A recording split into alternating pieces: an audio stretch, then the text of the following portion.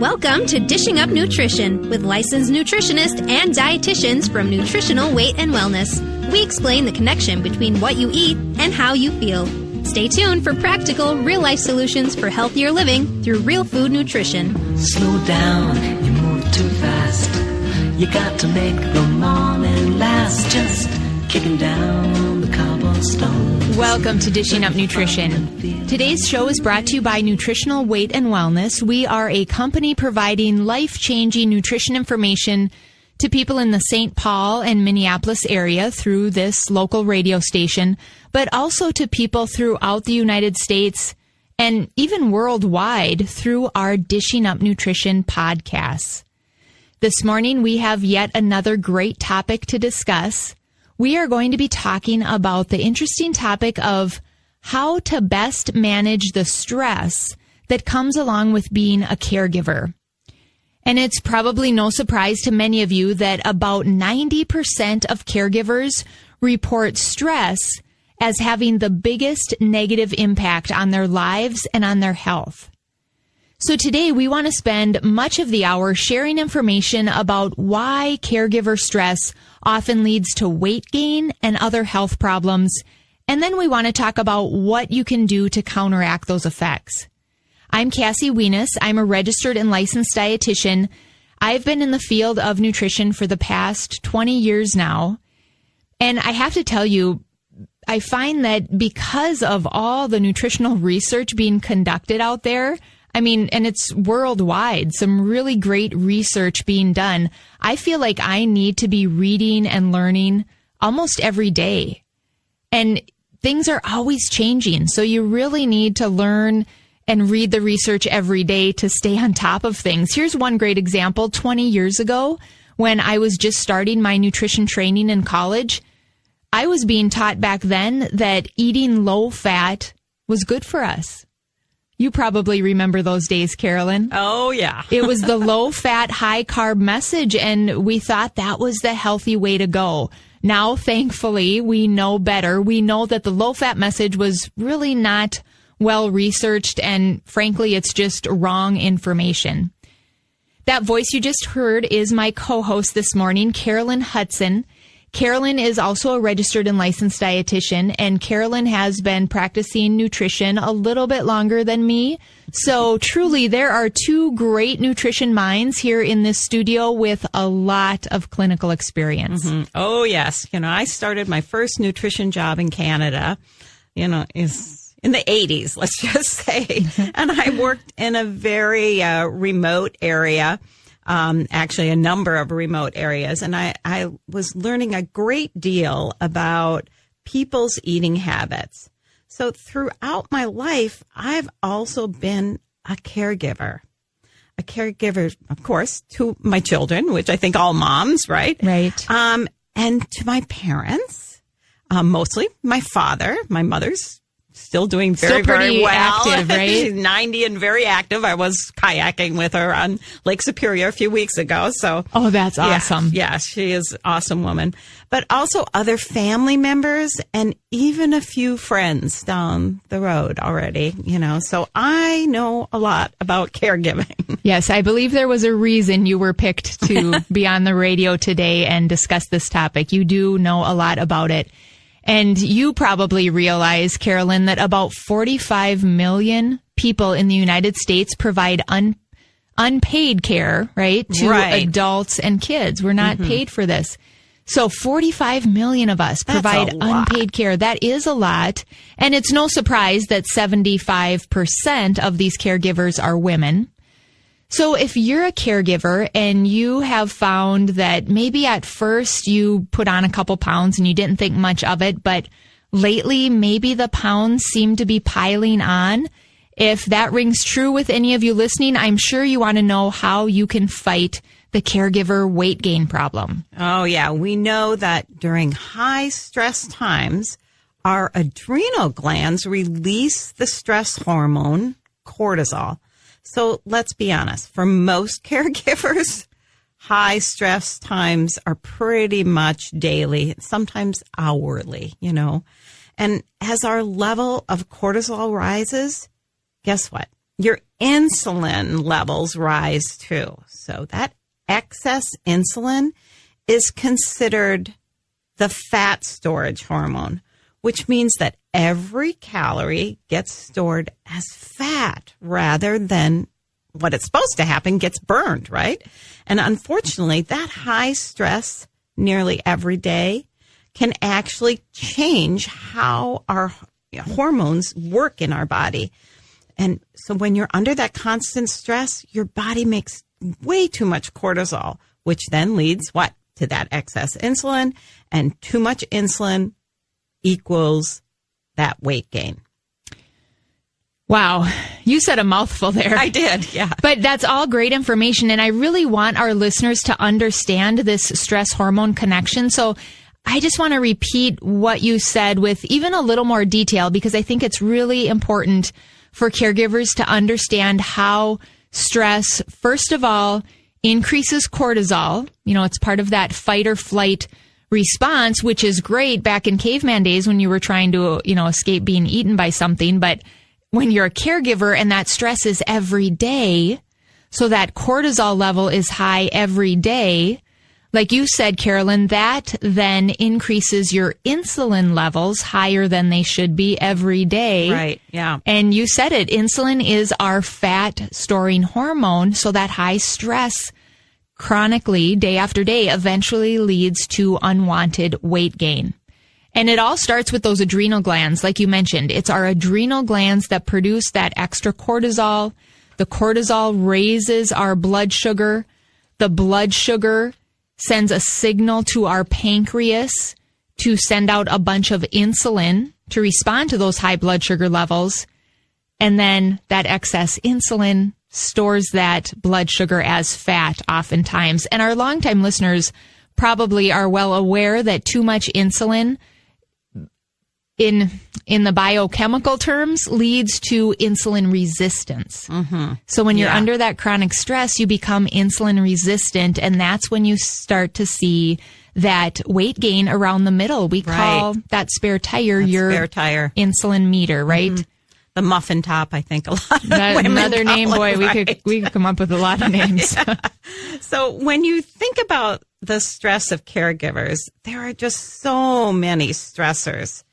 The round-the-clock duties, that's enough to exhaust even the strongest of individuals. And then often there are financial pressures.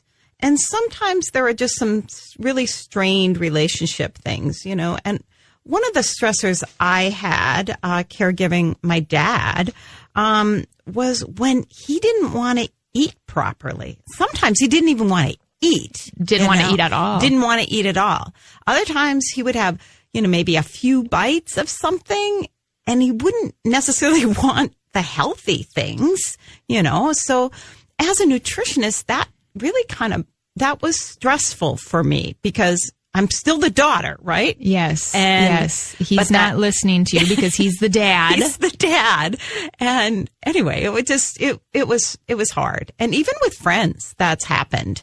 They wanted to go through a drive-through before we went to a, cancer treatment or something like that. And I'd be like, oh, please, like the don't devil. Do that. You're driving near the devil. Right. Well, and I've even seen in my own family with my grandma, something I never thought I would see. There were 8 siblings. Now there's 7 taking care of my grandma. And just the friction and the stress that has been created between the brothers and sisters in trying to figure out how to best care for their mom. And one inevitably, gets the biggest load put on them, certainly, and then has to kind of dictate things and then gets the feedback that isn't always good from the brothers and sisters. So there's so many ways that being a caregiver can be really stressful. And as I said earlier, about 90% of caregivers report that stress as having the biggest negative impact on their lives and on their health. And you all know that if you are a caregiver, you can't just walk away from that daily stress.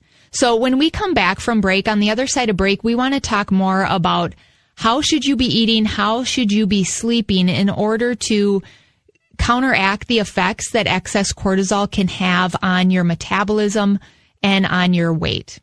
So you're listening to Dishing Up Nutrition, and we have 2 seminars coming up this fall. First, we are presenting the food connection to ADD and ADHD on Saturday, September 29th. That's next Saturday. And this seminar will focus on how food affects both children and adults.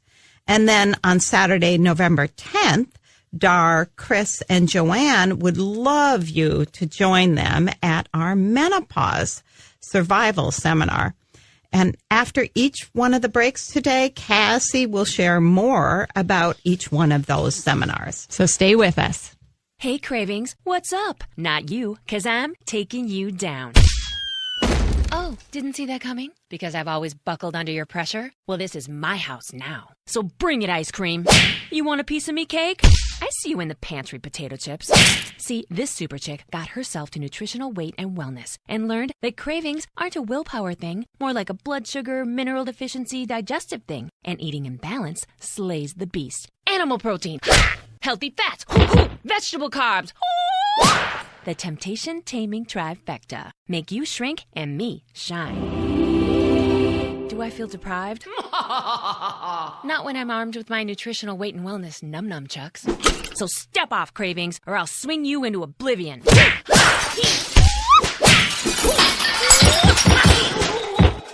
guess I better clean this up. Learn how to conquer your cravings with the Nutrition for Weight Loss program at Nutritional Weight and Wellness, on-site or online. Visit weightandwellness.com. Welcome back to Dishing Up Nutrition. If you're just joining us, I'm Cassie Wienis. I'm in studio this morning with Carolyn Hudson, and our topic today is stress and weight gain as a caregiver. But before we jump back into that topic, I want to talk a little bit more about the ADHD seminar that's coming up here the end of September that Carolyn mentioned on the other side of the break. This is such a great seminar. So many of your questions will get answered if you have a child with ADHD, or maybe you yourself are struggling with ADHD. I can tell you one of the many questions that I hear repeated often at this seminar from the attendees is, can sugar increase my child's ADHD symptoms? Well, as dietitians and nutritionists, we can tell you that from clinical experience that yes, it can definitely increase those ADHD symptoms. But I also want to share the research with you. There was a study conducted at the University of South Carolina that found the more sugar that a child consumed, the more hyperactive and restless they became. There's also a study I have here from Yale, which found that high sugar diets made kids who already struggled with attention struggle even more. At Nutritional Weight and Wellness, we believe that a real food diet is critical for anyone of any age experiencing ADHD symptoms. So whether you're young or middle-aged or older, food makes a difference. And this upcoming seminar, again, is called The Food Connection to ADD and ADHD. Our teachers are, as always, Joanne and Angela, and we choose to have them teach the seminar because they both have children with ADD and or ADHD. And they do a great job sharing what foods support their children's brain chemistry, and they'll also talk about what foods interfere with positive brain function. If you're interested in signing up or you just want to learn more, you can call the office at 651-699-3438, or you can go online to our website at weightandwellness.com. Yeah, so Cassie said before we went to break that we'd come back and we would talk about how do you manage the caregiver stress without affecting your health. You know, the truth is the caregiver's first priority really should be themselves. But that's hard, isn't it? It's really hard, especially for us females. Yeah. Why is that? I don't know. We're in so our bad DNA, at it, right? But really, you need to take care of yourself first, or eventually you aren't going to be in any kind of shape physically, mentally, emotionally to help the other person. So how do you do that? let me tell you, it's really not easy. I've been in this position a lot of times. But you do work hard at it, because I've had conversations with you before on this. Like yes. Getting out for time with your friends to just laugh and socialize. Exactly. Getting sleep. Sleep. Oh, sleep's really an important one, that's for sure.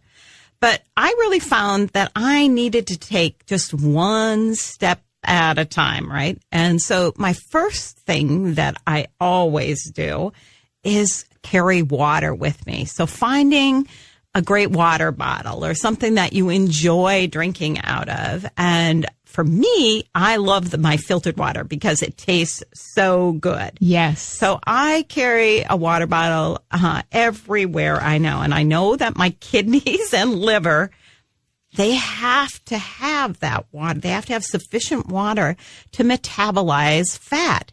So a good water bottle, that's an easy solution, right? And kind of a fun one. And Go it's a out fun shopping one. for, Right. a Yeti or some fun water bottle.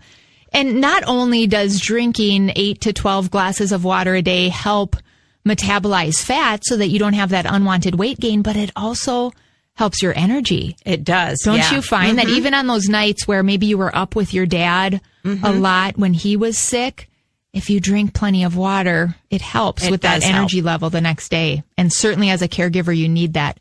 Now, before we look at some other possible solutions to control stress and cortisol levels, I think we should look a little deeper into what else happens biochemically that could cause our body to have sugar cravings. I can't even count on two hands how many clients I've had over the years that are caregivers that describe these intense sugar cravings, whether it's for cookies or muffins or donuts.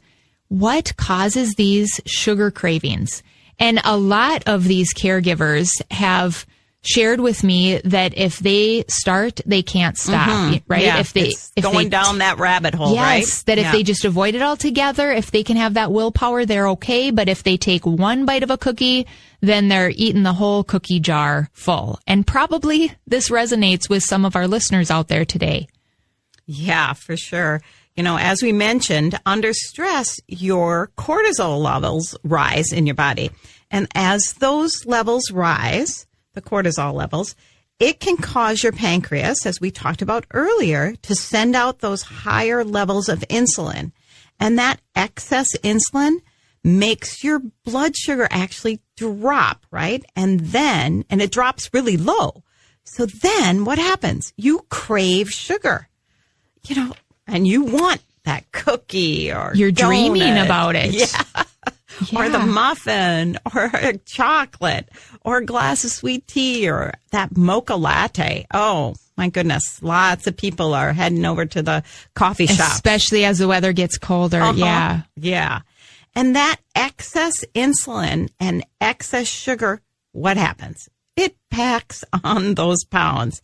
And usually, the other thing, it makes us feel more tired. Right. So, it might give you a little bit of a boost right when you have it, but then in a little bit, you're more tired and more dragged out, and you actually want a nap. And you don't have time and there's to no be time. napping. Right. Right. Isn't that interesting, though, to know it's not about, your willpower. There's biochemistry going on. I know. So many of our clients go, oh, wow. It's not just me. It's not just me. Right. So how do you break that stress eating chain that has probably sabotaged you again and again into overindulging in the cookies or the candy or the coffee drinks like Carolyn just mentioned? I don't know about you, but lately I've been hearing a lot of people talk about this salted caramel mocha. Oh.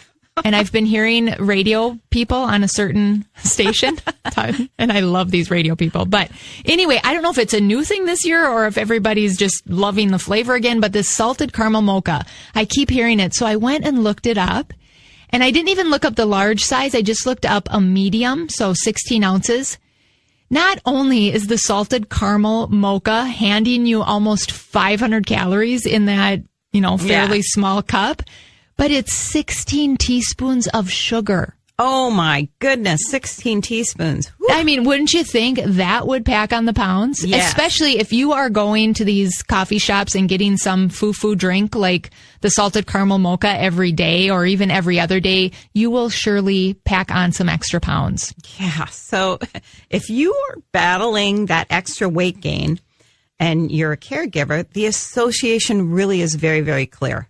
Constant stress equals weight gain. And to be candid, caregiving may result in easily adding some extra unwanted weight. So have you thought of a stress management plan that would work for you so that you can avoid that weight gain? And that's the important piece. This can be avoided. Right, exactly. But it has to be conscious. You have to have a stress management program. So remember, in school, we were taught to read, memorize, solve problems. But unfortunately, we were not taught how to deal with stress that could be associated with caring for an ill family member or friend. So those years in school didn't really help prepare us to be caregivers and how to stay healthy under some of these long-term stressors. Yes, and so when we come back from our second break, we want to talk more about how can you get a plan together for yourself that can help you to best handle the stress in your life. Yeah, so you are listening to Dishing Up Nutrition. We invite you to tune in next Saturday to hear Dar and Joanne discuss nutrition for Parkinson's disease. They will be discussing foods that support positive brain function and foods that interfere with good brain function. Medications today have very limited positive results and often more side effects for many suffering from Parkinson's disease. Eating foods that support good brain function has shown positive results and no negative side effects. So here's a simple question for you. Do you know that diet soda is a known trigger for Parkinson's disease? There seems to be a definite link between aspartame in diet soda and neurological problems. The more we know, the better we can do. And we'll be right back. Welcome back to Dishing Up Nutrition. As Carolyn mentioned earlier in the show, I'm sort of the designated advertiser, I guess you could say, of our upcoming seminars, and we really have some great ones scheduled this fall. A little earlier, I talked about our ADHD seminar. Now I want to tell you about our menopause seminar. So coming up on Saturday, November 10th, we want to invite you to join other like-minded women for our menopause survival seminar. This is a one-day seminar. There are 3 great teachers. One is Dar, the owner and founder of Nutritional Weight and Wellness, and she will be joined by Joanne and Chris. And those 3 ladies will show you how real foods can reduce your menopause symptoms. They'll answer any and all personal questions you have. They'll feed you a really delicious lunch and a couple of tasty snacks. I think it's all organic as well. And they'll give you great ways to get rid of your hot flashes naturally, to get a good night's sleep without medication, to avoid the perimenopause and menopause weight gain. And possibly most important, they will teach you how to keep your bones strong and healthy. All of this and a lot more in just one day of learning and fun. There's always a lot of laughter. I've sat in on the class a lot of times. Yeah. Great class. You learn a lot, but you laugh too, and it just is a great day. If you want to sign up or if you want to learn more, you can call 651-699-3438, or you can go to our website at weightandwellness.com. Now, before break, we were talking about getting a plan. Right. Getting a plan if you're a caregiver to avoid the detrimental effects of the stress, of the high cortisol levels. And hopefully you caregivers listening are seeking help from a counselor or your priest or your pastor, or maybe it's your best friend. Maybe it's all of those people. And that's a good thing. We know that traditionally these people are able to give emotional support, and that's so important. the sad part is dietitians and nutritionists have not been part of the caregivers support team until recently. And I kind of think of it this way. Good nutrition is more powerful than anything else you could do for yourself during these high stress times. I always say when you are going through stressful times, that is when you need to eat your best. Yeah, perfectly. Perfectly. You really I say do. it all the time. That is when you need to eat perfectly. Eating real food is the most basic way to care for yourself so that you have the energy and the mental clarity to care for that other person. Mm-hmm. So, as dietitians and nutritionists, we have many clients who are caregivers. So we want to share a self-care plan that has worked for many of these clients. Well, and even myself. Right. Yeah. So I'm going to share my own stress management plan. So in addition to the drinking water that I already talked about, I have to eat a number of small meals to support my energy and my blood sugar. So I know that for me, it's really important to keep my blood sugar in balance so I don't have those sugar cravings. I mean, I have been caught at times, in the very beginning. And what happens is, I go off the deep end with a sugar craving.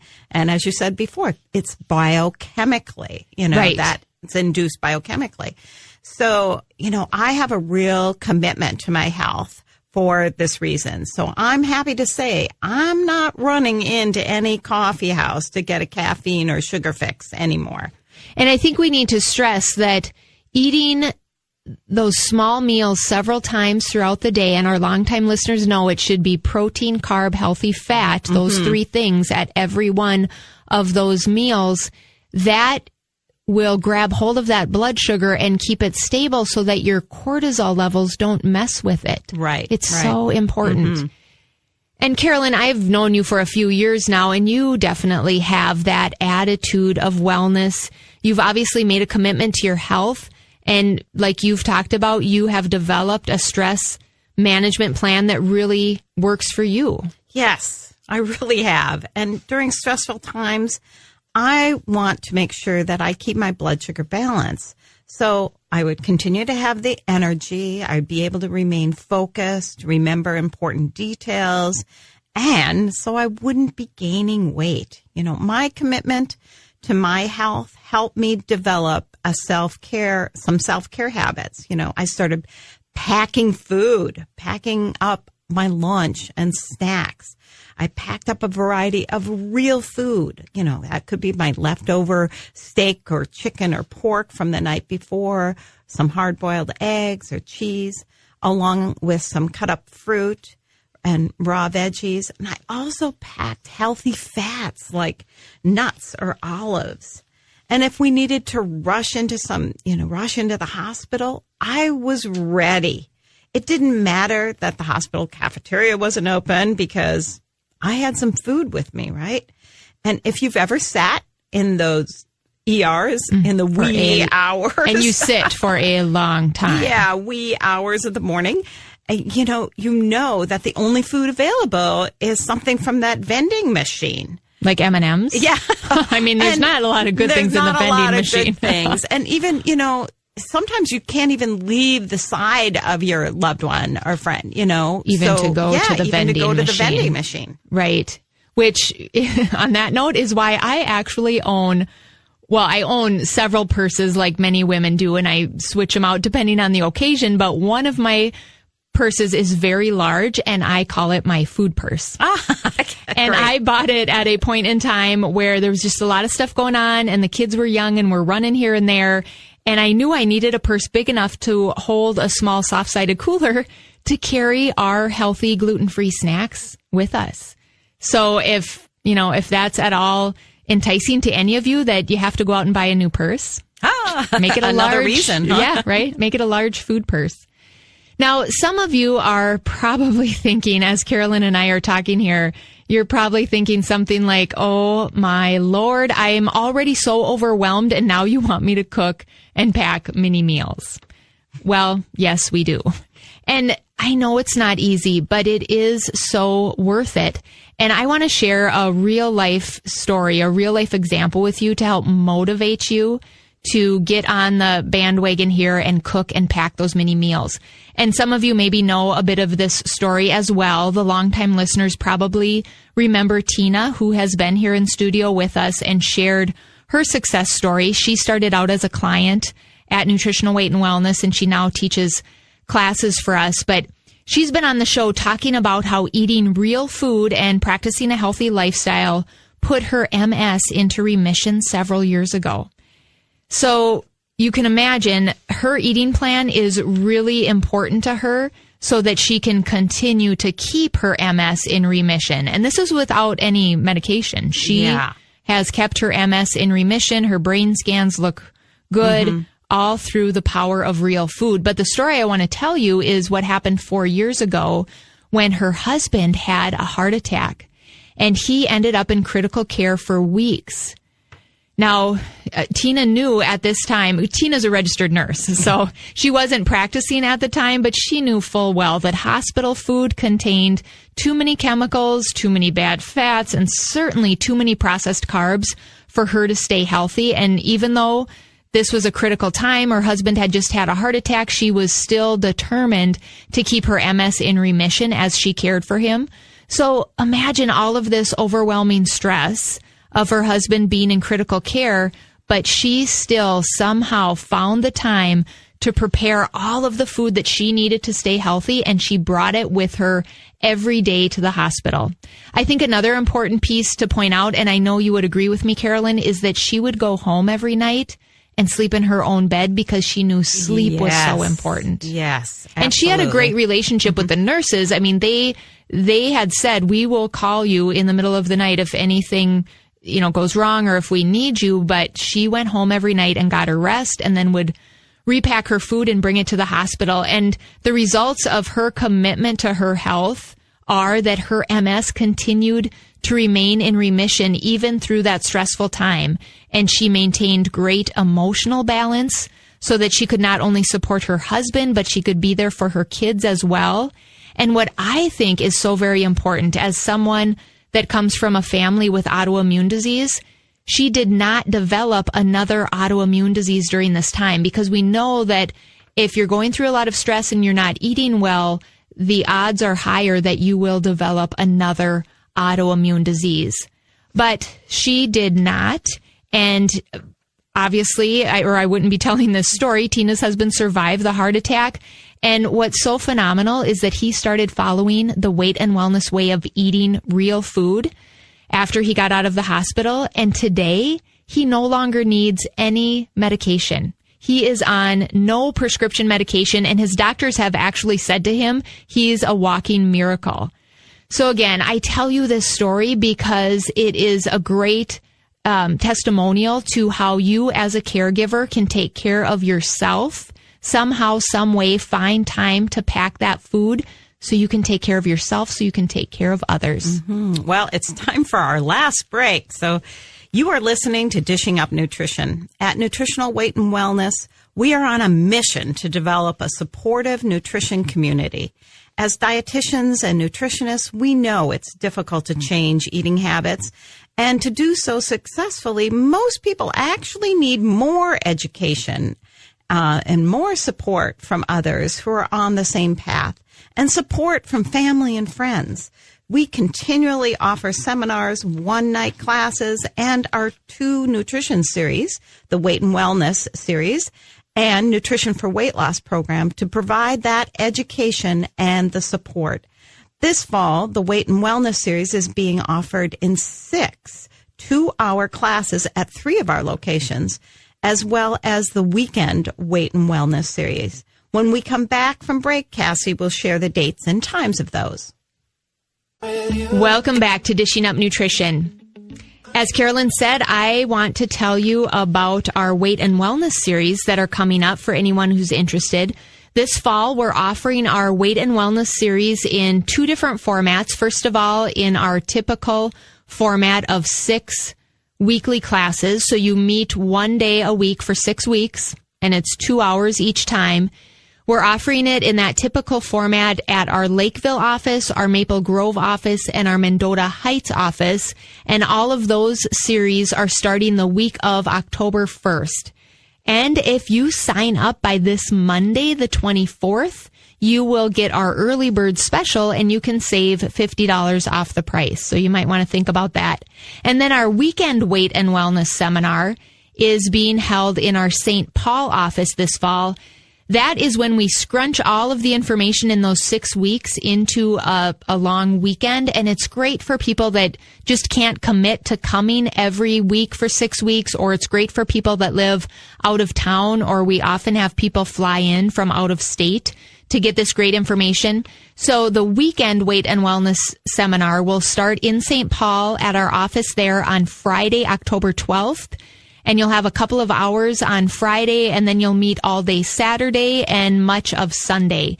And you can sign up for our weekend weight and wellness seminar by going online or calling the office at 651-699-3438. And there, too, we have an early bird special. If you sign up for that weekend weight and wellness seminar by October 5th, you'll save $50 with our early bird special. And before we get back into our topic, I just want to share a really great recent Facebook post from one of our clients. This is what Bobby posted on our Facebook page. In this journey called wellness, I have practiced the nutritional weight and wellness way for 8 years with great success. Now at age 65, my lab tests are great. Even my height was up 1 inch. Oh, I love that. I love that too. That's what I hope for. Now, the biggest struggle I have, Bobby says, is to get more people on board with nutritional weight and wellness. Oh, we love our cheerleaders, don't we? Sweet? Thank you for those accolades, Bobby. Yeah. And if you have questions for nutritional weight and wellness as to how can you get on board, how can you start eating the nutritional weight and wellness way, again, you can call the office at 651-699-3438. Or check out our website, weightandwellness.com. We have a lot of great information and recipes there as well.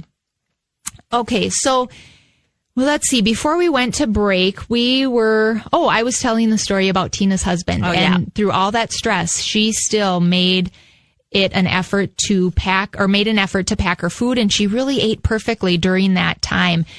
Now, I will say, too, that Tina regularly meets with a nutritionist. Mm-hmm. And I really feel like for most everyone listening that's a caregiver, if you want to figure out how you can put the nutritional weight and wellness way into practice in your particular situation as a caregiver, I think the best way to get your answers to that question is to set up an appointment with one of the nutritionists or dietitians at Nutritional Weight and Wellness.